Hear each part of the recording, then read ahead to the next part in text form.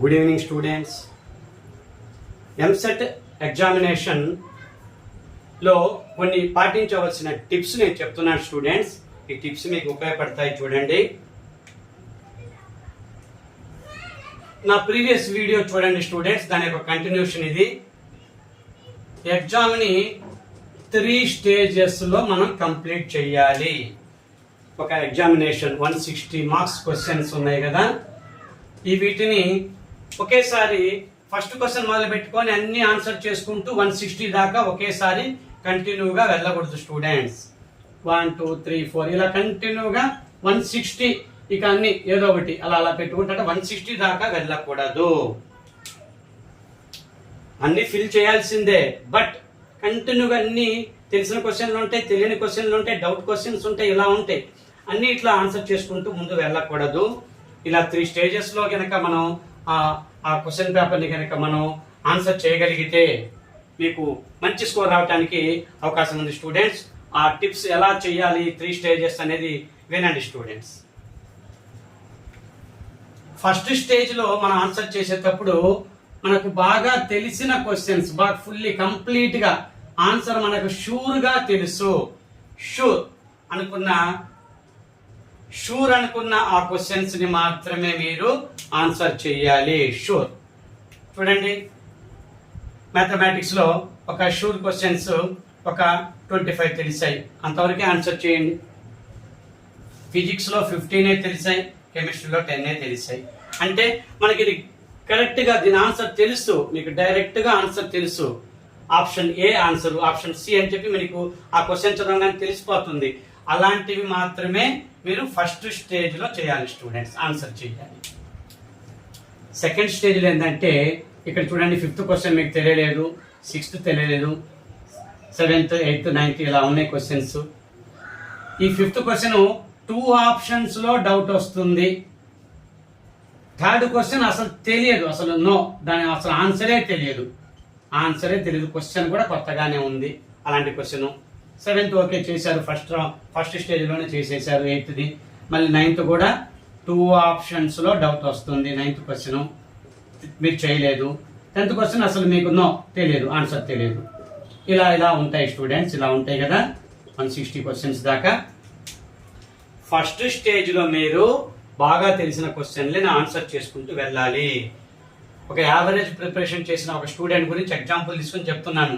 First stage లోనే out of 80కి 60 చేసే వాళ్ళు ఉంటారు స్టూడెంట్స్, 30 చేసే వాళ్ళు ఉంటారు, 40 చేసే వాళ్ళు ఉంటారు, 55 60 65 వాళ్ళ ప్రిపరేషన్ బట్టి ఈ ఫస్ట్ స్టేజ్ లో ఎన్ని ఆన్సర్ చేయగలుగుతున్నారు అనేది అది వాళ్ళ యొక్క ప్రిపరేషన్ బట్టి ఉంటుంది. నేను ఒక నార్మల్ స్టూడెంట్, సింపుల్ గా ప్రిపరేషన్, మామూలుగా ప్రిపేర్ అయిన వాళ్ళకి, వాళ్ళు యావరేజ్ ప్రిపరేషన్ వాళ్ళకి గురించి నేను దృష్టిలో పెట్టుకొని నీకు నేను టిప్స్ చెప్తున్నాను. వాళ్ళకి ఇంకొంచెం మాక్సిమం స్కోర్ ఎలా చేయగలుగుతారు అనే టిప్స్ చెప్తున్నాను. యాక్టివ్ స్టూడెంట్స్ ఫస్ట్ స్టేజ్లోనే 65 పెట్టారు అంటే ఫిజిక్స్ కూడా బాగానే పెడతారు, వాళ్ళు ఒక 30 స్కోర్ చేస్తారు. 30 ఫస్ట్ స్టేజ్లోనే. ఈ కెమిస్ట్రీ కూడా నియర్లీ 35 కూడా చేయొచ్చు ఫస్ట్ స్టేజ్లోనే. అంటే వాళ్ళ ప్రిపరేషన్ లెవెల్ అలా ఉంది, అన్ని బుక్స్ కవర్ చేసి ఉంటారు, వాళ్ళ ప్రిపరేషన్ ఆ రేంజ్లో ఉంది. అలాంటి వాళ్ళకి ఇంకా నేను ఇంప్రూవ్ చేసే టిప్స్ చెప్పే అవసరం లేదు స్టూడెంట్స్. నేను వాళ్ళ గురించి కాదు, ఒక యావరేజ్ స్టూడెంట్, ఆ స్టూడెంట్ వాళ్ళకి తెలిసిన స్కోరే కాకుండా తెలియని క్వశ్చన్ ఎలా ఆన్సర్ చేయగలగాలనే టిప్స్ నేను చెప్తున్నాను స్టూడెంట్స్, గమనించండి. ఇక సెకండ్ స్టేజ్లో క్వశ్చన్స్ ఎలాంటివి అంటే, నేను ఇక్కడ చెప్పా కదా, అప్పటికే 1 అవర్ గడిచి ఉంటుంది. ఇంత స్కోర్ చేశారు మీరు, ఇన్ని మార్క్స్. అప్పటికే 1 అవర్ తర్వాత మీరు మళ్ళీ సెకండ్ స్టేజ్ మళ్ళీ ఫస్ట్ నుంచి చూసుకోవాలి స్టూడెంట్స్. అంటే ఏ క్వశ్చన్ మీరు ఇన్కంప్లీట్ గా వదిలిపెట్టారో మీకు తెలుస్తుంది కదా. 5th క్వశ్చన్ అంటే 2 ఆప్షన్స్ డౌట్ ఉండి 2 ఆప్షన్స్ డౌట్ ఉన్న క్వశ్చన్స్ ఉంటాయి కదా, వాటిని మీరు సెకండ్ స్టేజ్ లో చెయ్యాలి. ఈ 1 అవర్ లో మీ మైండ్ రివిజన్ చేసుకొని కరెక్ట్ ఆప్షన్స్ ని మీకు అందిస్తుంది స్టూడెంట్స్. అరే ఆన్సర్ ఏ కదా, సి అని నాకెందుకు డౌట్ వచ్చింది, ఏనేగా, ఓకే ఏ. రివిజన్ జరిగిన తర్వాత కరెక్ట్ ఆన్సర్ మన మైండ్ అందిస్తుంది స్టూడెంట్స్, డౌటే లేదు. అలాంటివి సెకండ్ స్టేజ్ లో చెయ్యాలి. మళ్ళీ ఆన్సర్ సెకండ్ స్టేజ్ లో అలాంటి క్వశ్చన్స్ చేయండి. 90% అది కరెక్ట్ అవుతాయి స్టూడెంట్స్. మీరు వెంటనే ఏనా సీనా డౌట్ వచ్చి ఇక్కడే ఆలోచిస్తూ కూర్చొని ఇక్కడైనా ఆలోచిస్తూ ఏదో ఒకటి ఆన్సర్ చేద్దాంలే అలా అనిపిస్తారు స్టూడెంట్స్. అలాంటి పొరపాట్లు మీరు చెయ్యొద్దు. 2 ఆప్షన్స్ డౌట్ ఉందంటే వెంటనే నెక్స్ట్ క్వశ్చన్లోకి వచ్చేయండి.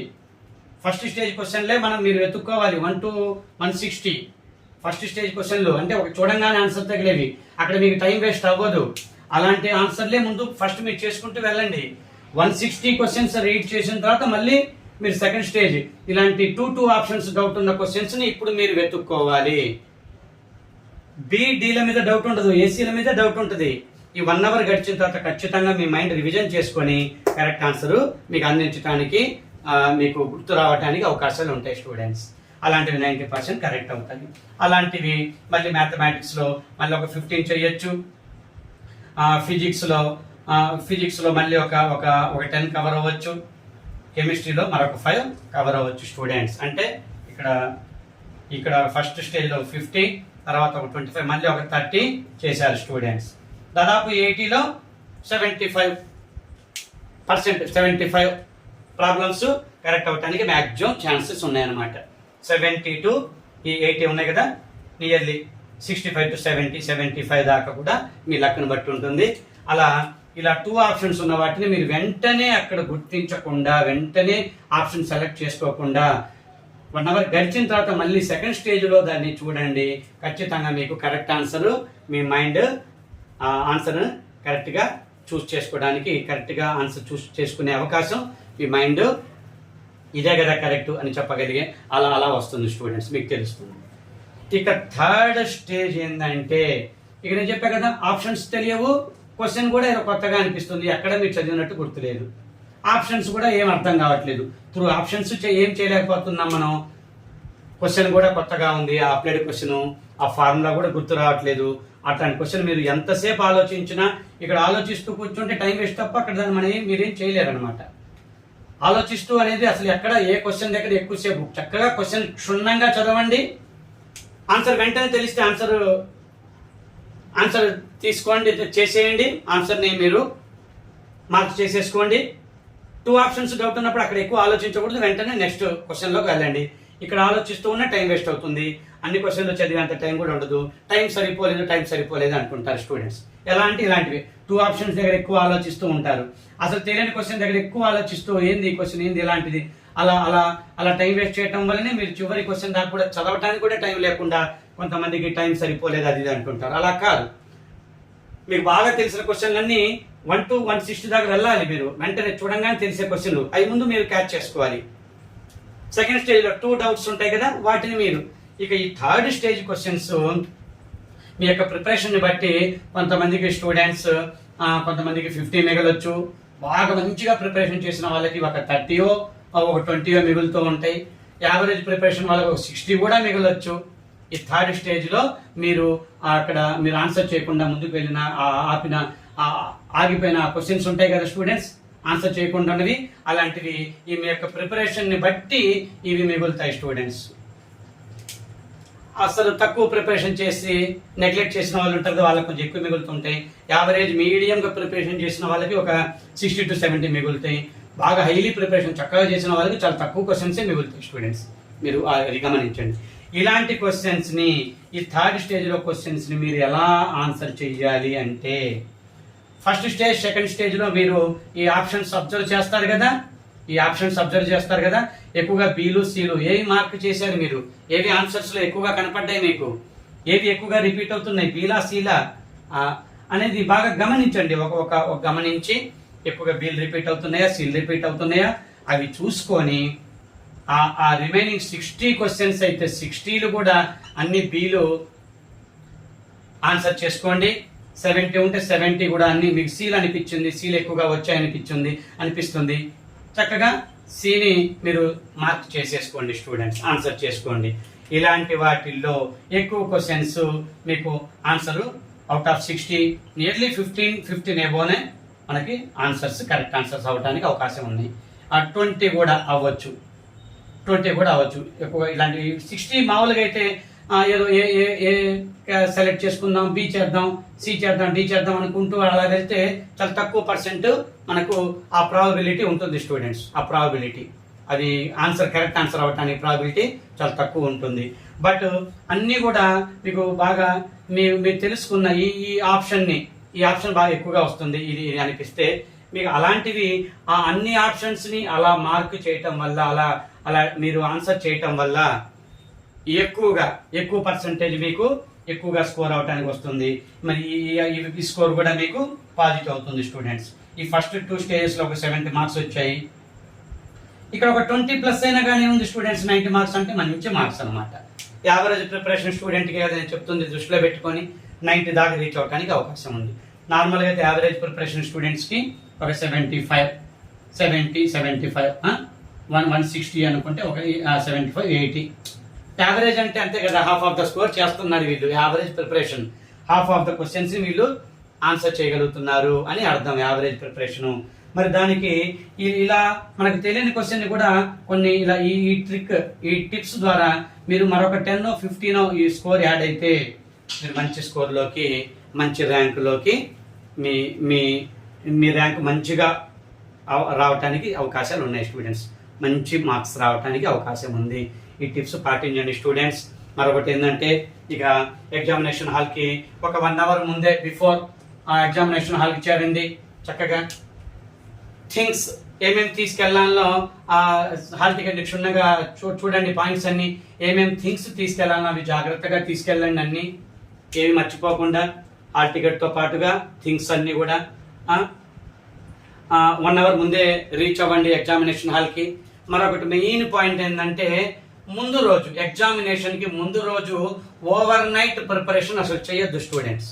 కొంతమంది ప్రిపరేషన్ 1 o'clock దాకా, 2 o'clock దాకా ఇంకా అన్ని టాపిక్స్ కవర్ చేయాలి, అన్ని ఫార్ములా చదవాలి అని ఆ కంగారులో ఎక్కువ ఓవర్ నైట్ ప్రిపరేషన్ చేస్తూ ఉంటారు.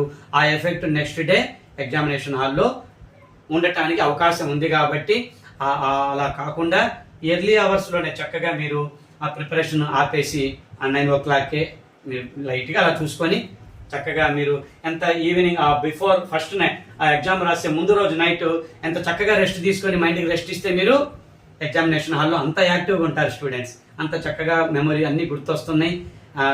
బ్రెయిన్ చక్కగా యాక్టివ్గా మీకు మంచిగా స్కోర్ ఆలోచించడానికి ఎక్కువగా మీకు ఆ బ్రెయిన్ అనేది మీకు సహకరిస్తుంది స్టూడెంట్స్. ముందు రోజు ఎక్కువ 2 o'clock, 3 o'clock అలా ప్రిపేర్ అయ్యి బ్రెయిన్కి స్ట్రెయిన్ ఇచ్చి కష్టం అవుతుంది స్టూడెంట్స్.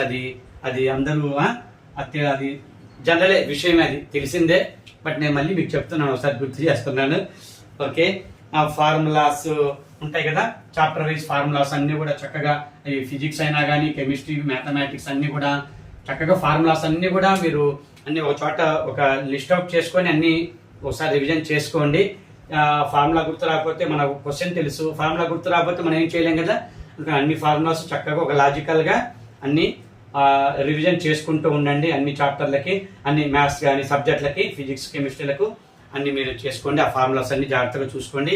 నా టిప్స్ కూడా చక్కగా ఫాలో అవ్వండి, ఉపయోగపడతాయి స్టూడెంట్స్. ఫస్ట్ టైం నా ఈ క్లాసు వింటున్న వాళ్ళు నా యొక్క mathematics short cuts videos nearly 40 to 45 videos ఉన్నాయి స్టూడెంట్స్. 40 to 45 వీడియోస్ నా మ్యాథమెటిక్స్ వీడియోస్ ఉన్నాయి.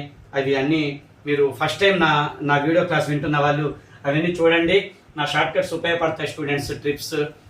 ట్రిక్స్ ఉన్నాయి కదా, ఆ ట్రిక్స్, షార్ట్ కట్స్, లాజిక్స్ అన్నీ ఉపయోగపడతాయి. నా 45 వీడియోస్ ఉన్నాయి మ్యాథమెటిక్స్ షార్ట్ కట్స్వి, అన్నీ చూడండి. ఫస్ట్ టైం నా క్లాస్ వింటున్న వాళ్ళు సబ్స్క్రైబ్ చేసుకోండి స్టూడెంట్స్.